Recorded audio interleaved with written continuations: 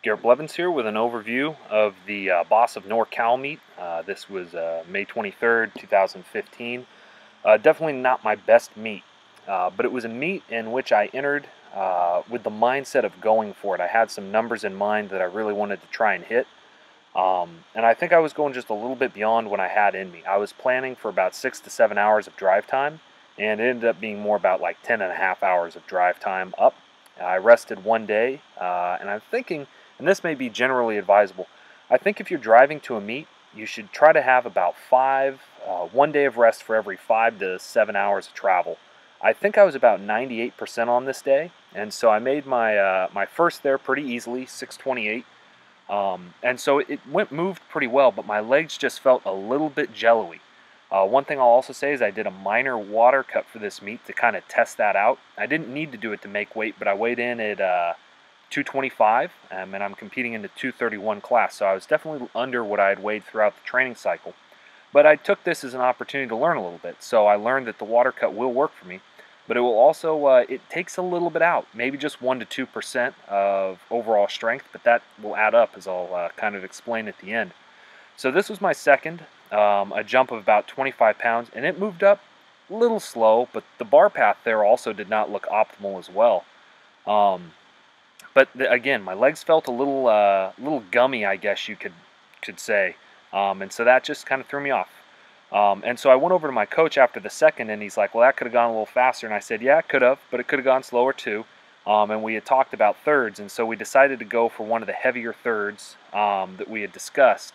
But I told him before, I said, if this had been a national competition, I never would have taken this number. And I said that before I took this third attempt. But this was a meet where I was going for it, and so I did. And you'll see what happens here on this lift. Some people thought that I walked it out a little different. I felt about the same on this lift.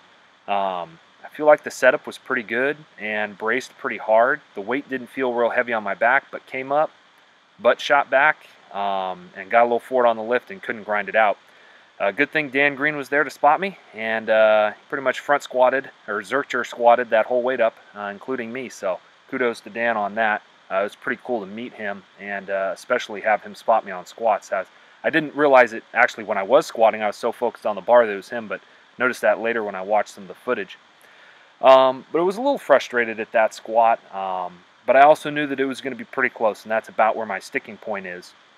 So I had a squat about 21 pounds less than what I'd done in competition. Moved on to bench, opener, destroyed it. Really low opener.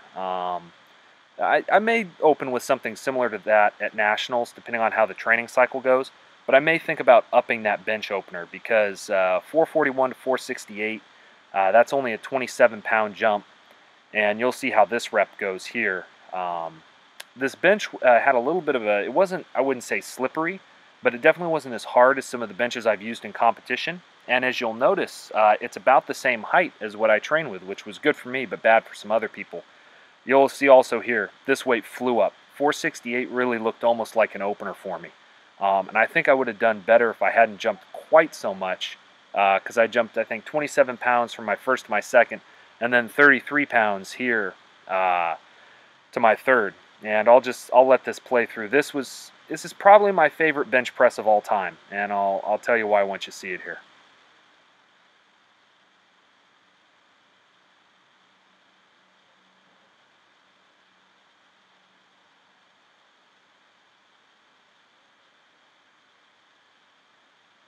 That was a hilarious lift for me. I kind of had to laugh about it.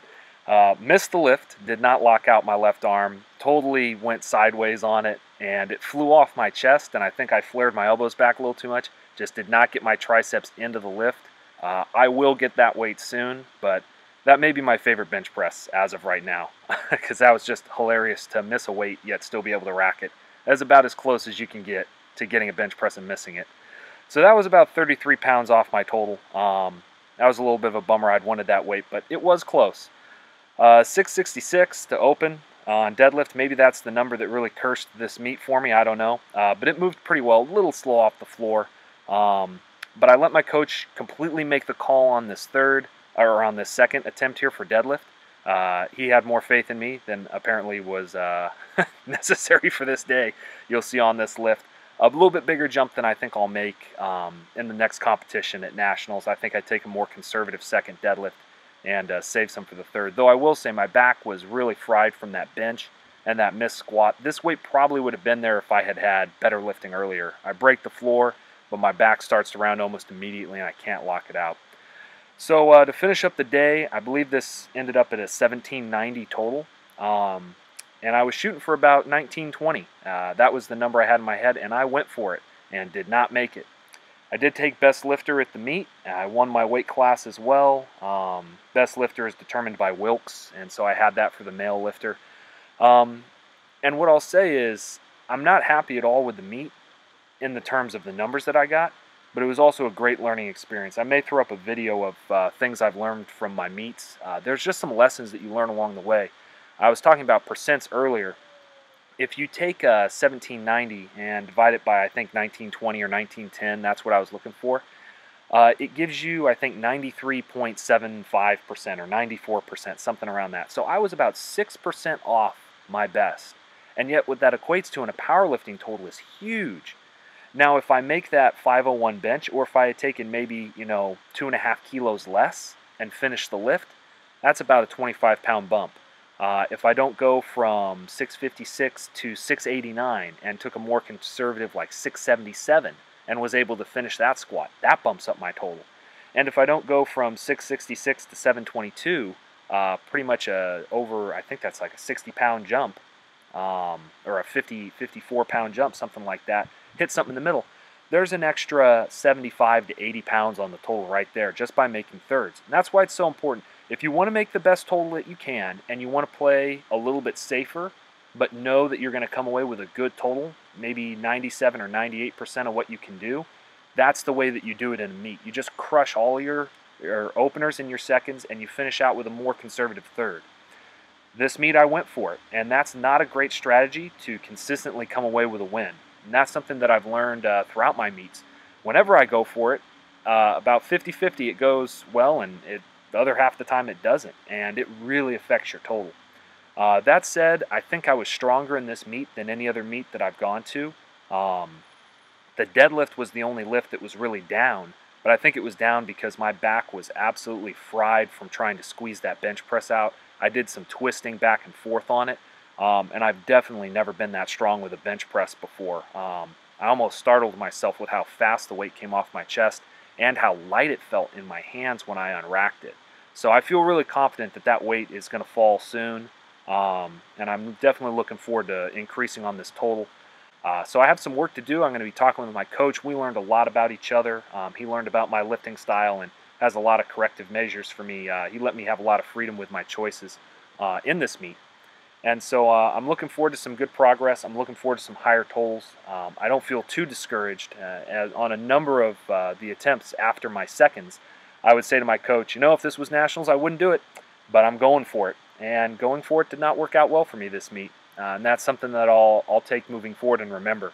And I hope that you learn from as well that going for it is not always a great idea. That's a great way to have some mediocre results if you gamble and fail. Sometimes the slow and steady wins the race is a better way of working, and taking the small jumps and swallowing your ego, even when you think you're capable of something, is a good way to produce very consistent results. And I think that's what it takes to be a champion. I was having a conversation with one person after the meet, and I was talking to him, and he congratulated me on good lifting. And I said, oh, this was not good lifting. I almost, when Sparkle called me up and gave me the Best Lifter Award, I said, I didn't know they gave these out for 5 for 9 meets. And we kind of laughed about that. But I don't feel like I was the best lifter there in the sense of attempt selection or experience in the meet. There were a lot of other people who had much better days than I did and really made some good choices on lifts. But since I was just so much stronger than the rest of the people there, I was able to win the Best Lifter. But really all that means is you're strong. And as I said before, the strongest lifter is not the one who wins, at least not all the time, especially at a national competition. It is the best lifter, not necessarily the strongest lifter who wins. And that's a lesson that I'm learning, and I hope all of you can benefit from. become a good lifter as well as a strong lifter. Being strong does not hurt you, but it can blind you sometimes to the other aspects of the sport, specifically attempt selection in this meet. In any case, I hope wherever you're at you're doing well, and I'll be up with some new training footage soon, and also some review of the TSA program that I was on, and maybe some adjustments that I'll be making in this next training cycle. I still need to talk with my coach, Hanny, about that. In any case, for all of you who have supported me, I appreciate it. Hope you're doing well. Blessings.